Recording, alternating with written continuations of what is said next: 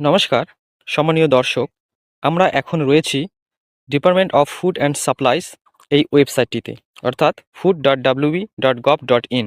আমরা জানি এই ওয়েবসাইটটি কিন্তু সম্প্রতি আপডেট করা হয়েছে এবং বেশ কিছু নতুন নতুন অপশন যুক্ত করা হয়েছে। আজকে তা নিয়ে আমরা আলোচনা করব।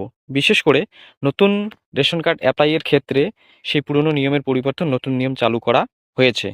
তো এর জন্য প্রথমে বাঁদিকে দেখতে পাচ্ছেন সিটিজেন হোম বলে একটি অপশন রয়েছে। এই সিটিজেন হোমের মধ্যে ক্লিক করবেন। এখান থেকে রেশন সম্পর্কিত যে কর্নার যে অপশনটি রয়েছে এই অপশনের উপরে ক্লিক করবেন। এরপরে স্ক্রল করে একটু নিচে চলে আসবেন। আসার পর দেখতে পারবেন রেশন কার্ডের স্বসেবা এবং অফিস অনুমোদন। তো রেশন কার্ডের যে স্বসেবা সেটা অপরিবর্তিত রয়েছে, এখানে কোনো পরিবর্তন হয়নি। পরিবর্তন হয়েছে অফিস অনুমোদন। তো এইখান থেকে আমরা অফিস অনুমোদনের উপরে ক্লিক করব।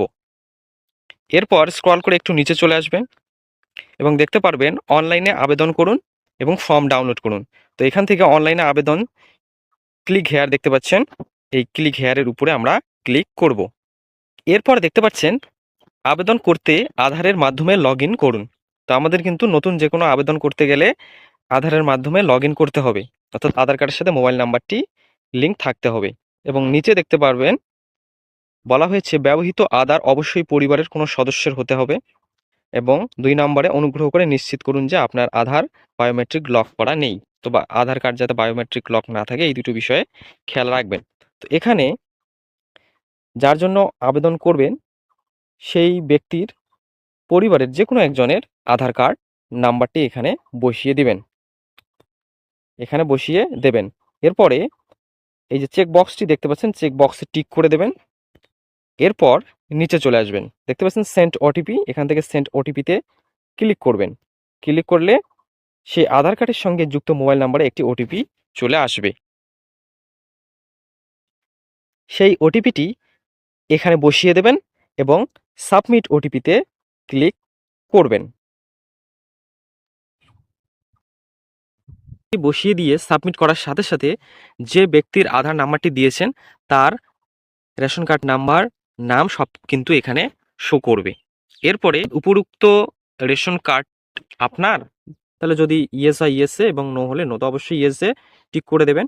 দেওয়ার পর নেক্সটে ক্লিক করবেন। এবারে এখানে উপরে দেখতে পারবেন সিটিজেন হোম, এই যে ডাউন অ্যারো, এখানে একটু ক্লিক করবেন। ক্লিক করলে এখানে দেখতে পারবেন দুটো অপশন রয়েছে, ফর্ম এন্ট্রি অনলাইন এবং আরেকটা কিন্তু রয়েছে চেক অ্যাপ্লিকেশন স্ট্যাটাস। তো আপনি এইখান থেকে কিন্তু এই নতুন রেশন কার্ডের স্ট্যাটাস চেক করতে পারবেন বা যে কোনো অ্যাপ্লিকেশনের স্ট্যাটাস চেক করতে পারবেন। এবারে নেক্সটে ক্লিক করলাম। ক্লিক করার সাথে সাথে দেখতে পাচ্ছেন ড্যাশবোর্ডটি আমাদের সামনে ওপেন হয়ে গেল। তো প্রথমে রয়েছে ফর্ম 4। এই 4 নম্বর ফর্মে বলা হয়েছে পরিবারের কিছু সদস্যের রেশন কার্ড আছে এবং বাকি সদস্যদের রেশন কার্ডের আবেদনের জন্য ক্লিক করুন। তো নতুন রেশন কার্ডের জন্য আমাদের এখানে ক্লিক করতে হবে। এবং তারপরে ফর্ম 5, এখানে বলা হয়েছে রেশন কার্ডের নাম, ঠিকানা, রেশন দোকান ইত্যাদি পরিবর্তন করতে যদি চান তখন আমাদের এই ফর্ম 5 এখানে ক্লিক করে ফর্মটি পূরণ করতে হবে। এরপরে ফর্ম 7-এ বলা হয়েছে রেশন কার্ড সমর্পণ, অর্থাৎ কোনো ব্যক্তি যদি মৃত্যুবরণ করে তার কার্ডটি সারেন্ডার করার জন্য ফর্ম 7। এরপর ফর্ম 8-এ বলা হয়েছে যে জেনারেল RKSY 2 থেকে RKSY 1 এই ক্যাটাগরিতে পরিবর্তন করার জন্য ফর্ম 8-এ ক্লিক করতে হবে এবং ফর্মটি পূরণ করতে হবে। এরপরে দেখতে পাচ্ছেন ফর্ম 14। তো এখানে বলা হয়েছে যে কোনো একটি সদস্যকে বিবাহ বা অন্য কারণে পরিবারের সাথে যুক্ত করতে, অর্থাৎ বিবাহিত মহিলাদের ক্ষেত্রে তাদের যে রেশন কার্ড সেটা স্বামীর বাড়িতে সেই পরিবারের সাথে যুক্ত করার জন্য ফর্ম 14 অ্যাপ্লাই করতে হবে। এবং ফর্ম 15 বার্ধক্যের কারণে রেশন তোলার আর একজনকে মনোনীত করতে, অর্থাৎ বৃদ্ধ ব্যক্তি রেশন তুলতে যেতে পারে না, তার জন্য আরেকজন ব্যক্তিকে মনোনীত করার জন্য ফর্ম 15 আবেদন করতে হবে। তো এবারে আমরা একটু নতুন রেশন কার্ডটা সম্পর্কে আলোচনা করব। তো এবারে এখান থেকে আমরা নতুন রেশন কার্ড অ্যাপ্লাই করার জন্য ফর্ম 4-এ ক্লিক করব। এখান থেকে এখানে ক্লিক করুন, এখানে ক্লিক করব। ক্লিক করার সাথে সাথে আবেদনপত্রের এন্ট্রি এই পেজটি খুলে যাবে। তো এখান থেকে নেক্সটে ক্লিক করবেন। নেক্সটে ক্লিক করার সাথে সাথে ওই পরিবারের বাকি যে মেম্বার রয়েছে অর্থাৎ বর্তমান সদস্যের যে সংখ্যা, সেই সদস্যদের রেশন কার্ড নাম্বার, নাম সবকিছু কিন্তু এখানে শো করবে। স্ক্রল করে একদম নিচে চলে আসবেন। এখান থেকে নেক্সটে ক্লিক করবেন। এরপর পরবর্তী ধাপে দেখতে পাচ্ছেন